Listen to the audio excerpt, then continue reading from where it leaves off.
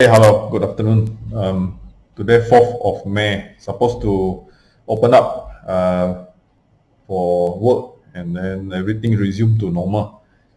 Anyway, Sarawak as in Kuching, we are not yet back to work. So I'm doing this video recording for choices in life. It's like now you have MCO, it is your choice in life whether you want to really release yourself to the risk and the norm, the new norm they call it. Today is 4th of May 2020. I'm Thomas Sim.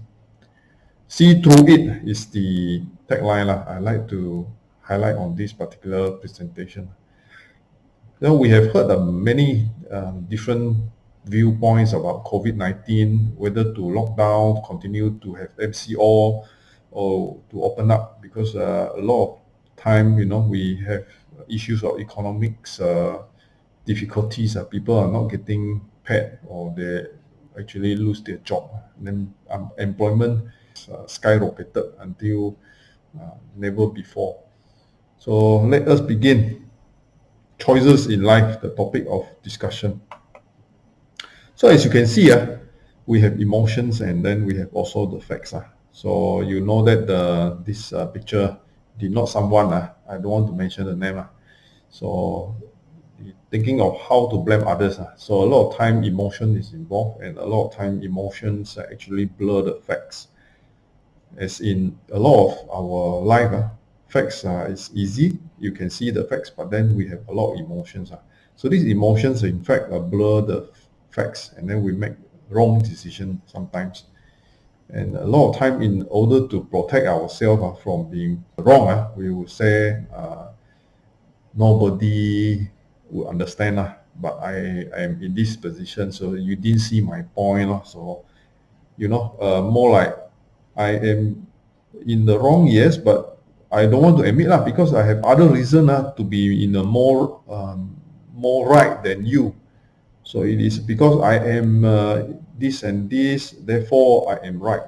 And they're using this as an excuse to show that how in the righteousness they are in the fight for their certain agenda. So this agenda a lot of time also become emotions, and then no more following the facts. So you can see even in the name of freedom, they can fight for this type of agenda. So I think the idea is put in the simple scenario. Choices in life you need to make based on facts, not emotions. But a lot of time we make wrong decision because we base a lot on our own emotions, and these emotions make you actually into difficult situation where you make mistake, and therefore at the end you have to shoulder the mistake. A lot of time we see things in life being too complicated. So we don't see things black and white anymore, because we have already colored TV for so many years. If you live in the era of black and white TV, then you can see things are more simpler. But then it doesn't change the fact that this is a pineapple. So although it is black and white, it's still a pineapple. Then that is the fact. But then when you see things in color, then it looks so much nicer and it looks so much more delicious.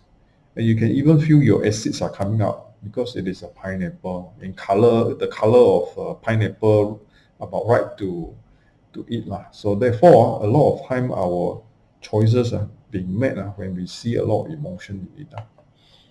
So if you look into this situation, you yourself as in a closed chamber, let's say, and then outside is World Wide Web. Outside is actually internet.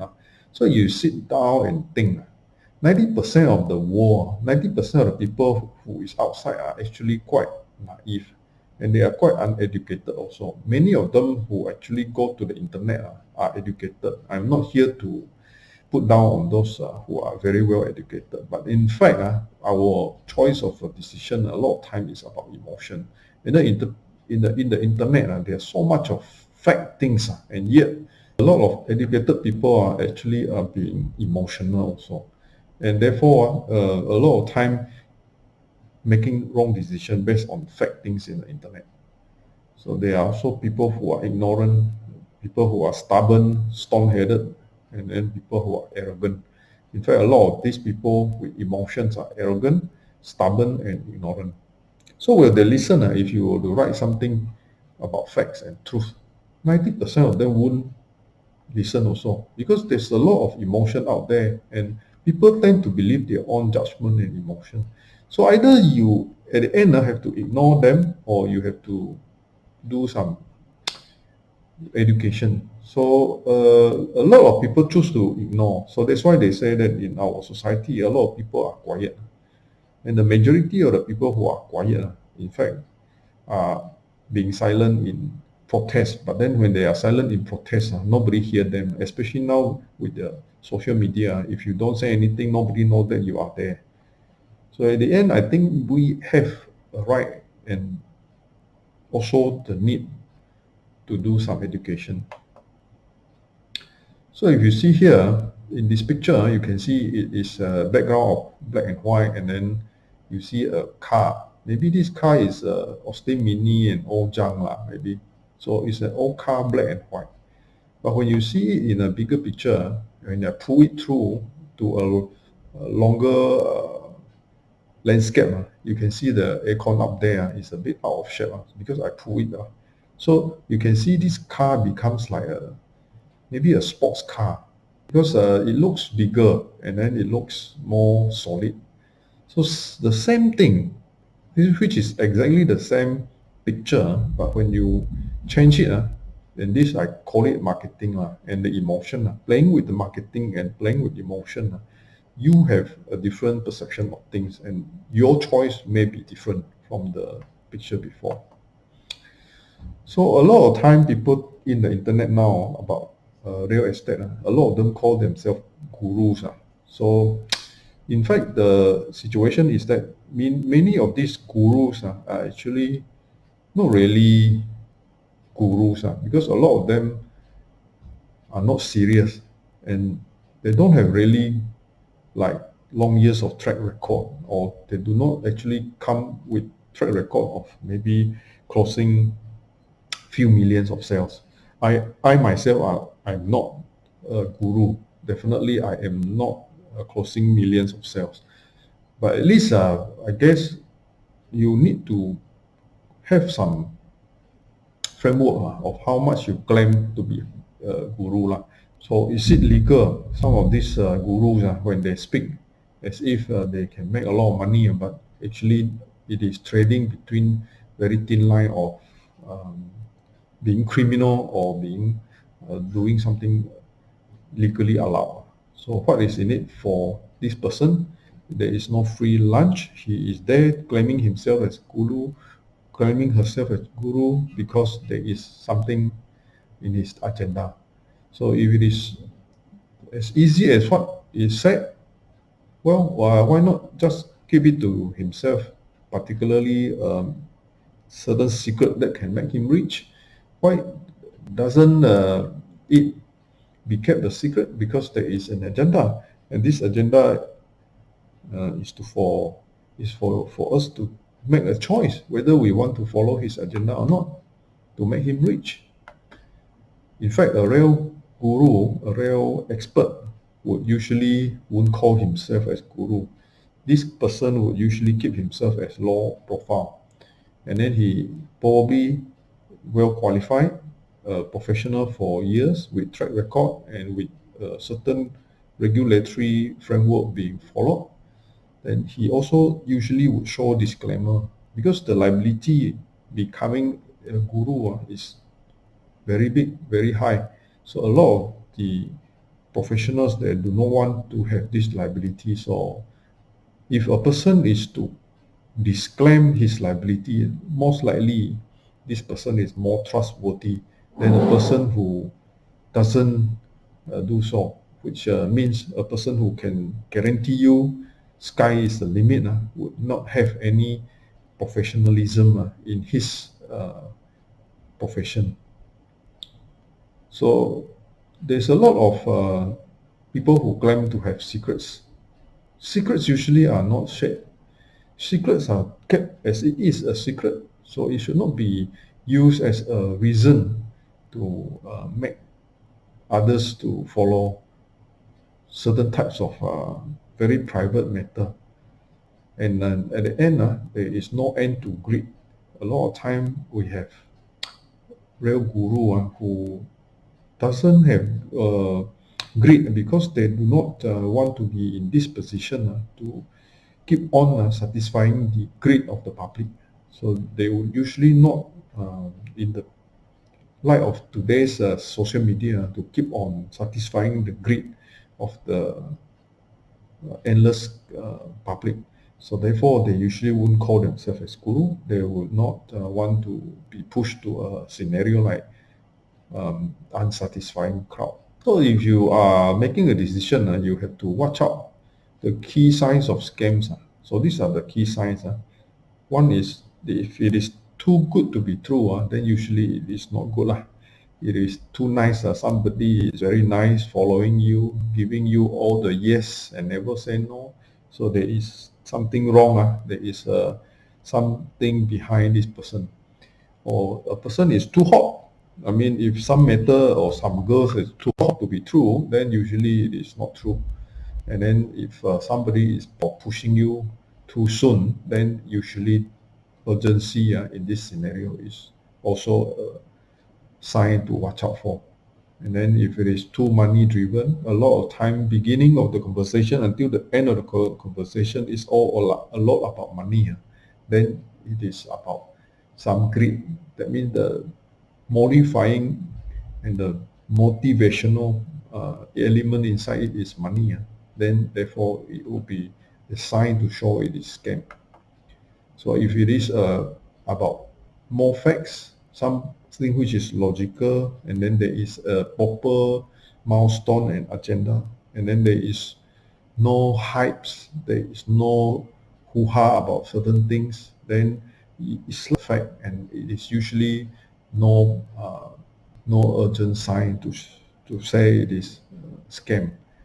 Usually there is also a delay gratitude, meaning to say that something is time that you can cool down the period. So a lot of time buying property, you need the time to cool down. So there is a delay for you to think about it seriously, and then you can actually back off. Lastly, the issue of simplicity.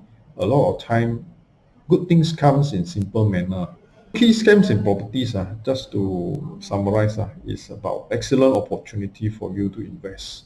Usually when they start selling project, they will say this is an excellent opportunity because it never before, and now half of it is been sold. A lot of marketing plans and a lot of sales pitch is around the area of opportunity. So don't miss the opportunity because this is once in a lifetime, and half of the units has been sold. And then they will say never before there's this type of return. And the return can be quoted as 3 times or 4 times of your initial investment. And you do not need to come out with so much money. You need only to come out with so little money, then at the end you have so much of return. And then there is a specific thing about this probably special discount that in a normal scenario you will not get, and only when you join this group or when you join our special investor club, then only then you can get this discount. So all these are things that is been designed for the purpose of getting marked up and getting multiple quick sales, quick get rich, quick scheme. And there's a lot of talk about big plans coming up to the development road or accessibility by LRT. There's this future plan that is coming up. And a lot of time the development actually in the master plan has no such thing inside. And they can even up to the point of designing artist impression of certain big gigantic project that is coming up in the adjacent land. So all these need to be ascertained, need to be again verified. But then a lot of time, because you are already in the investor club, you would not verify because every one of them inside is so positive about it. So a lot of time a lot of decision is made not based on facts but based on emotion. And then there is also this windfall investing. You are looking at ready tenant, ready buyer to buy from you. You just need to put some booking, and then eventually you will make uh, hundreds of thousands of ringgit after you have made that investment. And there is no need to do much forever. They will say no need to do much. Everything we will do for you, because they are in the group. They are there to make money from you. Therefore, they do this for you. They do like a servant to a master. And at the end, when the master come out with the money, the servant take the money and run away. There is also some secret untold. That means only certain people would know some of those goodies. And then the thing is that you are lucky to be one of us, or else you will not get all these untold secrets to get rich quick. And there is also very, very minimal risk. And then the specific thing they would say about this risk is that so and so, being the guru, he himself took so many units and then he has made so much money. And then they would start with conversation that Mr. So and so came from somewhere, and then this Mr. So and so during the time how many years ago started doing this business and then make so much money. So it's just exactly like an MLM sales pitch. And then they know that by getting you or getting another investor or getting a few more investors, they just need to repeat the same story. On the other hand, an honest agent usually would not go to that extent, but then would do some of these things. First is usually would not solicit for an engagement. A good, honest agent would not ask for a job. Usually, he knows his value. He knows he is good. Therefore, there will be people who recommend to him. So he doesn't really need to beg for a listing. And usually, a good and honest agent usually wouldn't promise anything also, because he cannot guarantee anything anywhere. So he would be very down to earth, let you know the scenario of the situation and tell you the truth, because he cannot overpromise and then under deliver eventually. And he cannot face up with this under delivering, because his reputation as a good agent will be tarnished.